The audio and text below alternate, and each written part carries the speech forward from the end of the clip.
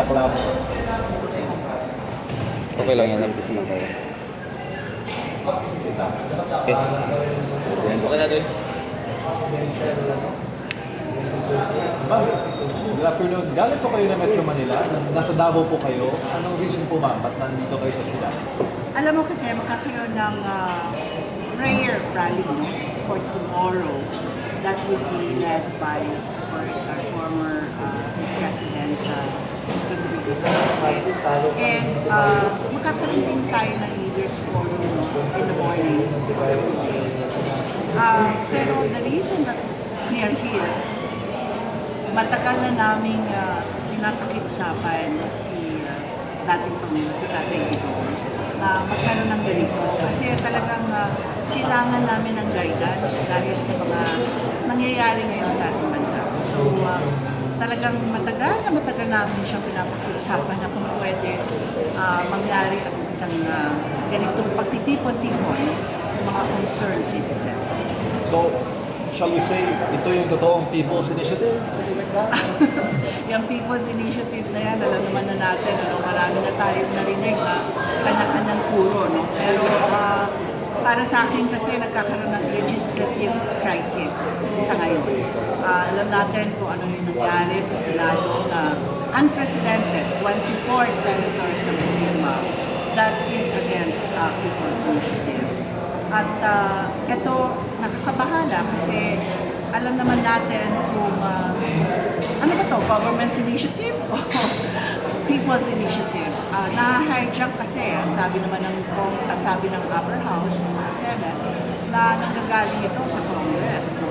So, magiging government's initiative o people's initiative.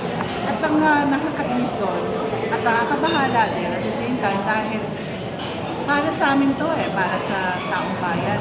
So, ang nangyayari, naka-hijack ang People's Initiative na dapat ang intensyon nito mahusay naman at maayos kung nanggagaling talaga sa taong bayan. Pero kung merong manipulation ng ibang mga politiko for their self-interest, yun ang hindi maganda. Ma'am, gano'ng karami yung mga taga Metro Manila, mga kasama po nila pupunta sa event? Well, kanina, ang dami namin sa mga aeroplano kasi iba-ibang flights. Actually, kahapon, mga dumating na katulad ng ating mga ibang vloggers at mga ibang ating mga leaders. From nationwide ito, nationwide. At talaga namang nagtawag-tawagan kami na nabigyan tayo ng isang pagkakataon na magkaroon ng isang peaceful prayer rally, and then at the same time, yung nga, pinag-usapan namin na sana magkaroon ng leaders forum para naman magkausap-usap at para malaman namin kung ano yung direksyon ng ating bansa. Ma'am, linawin po natin, hindi si former President Duterte o mga Duterte ang nakawan. Ito po ay kusang loob na binuo ng mga supporters to have guidance. Matagal na kami nakikiusap sa kanya.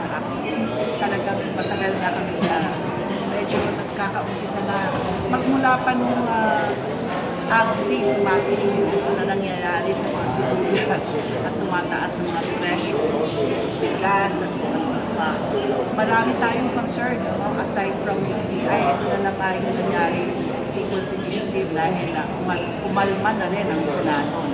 Pero marami pang mga pangyayari before this, bago yung mga nangyari. At saka yung yung people's, yung ating freedom of speech and expression. Yan ang nakakatakot kasi nasa harap ako ng disability, kaya yata yung binanatan So, masakit dahil kami, kailangan natin ng dissenting opinions, kailangan natin narinig yung mga mahusay at constructive criticism para sa bansa. So, kung hindi natin maririnig ito, at nag-birthday naman ito, cornerstone ito ng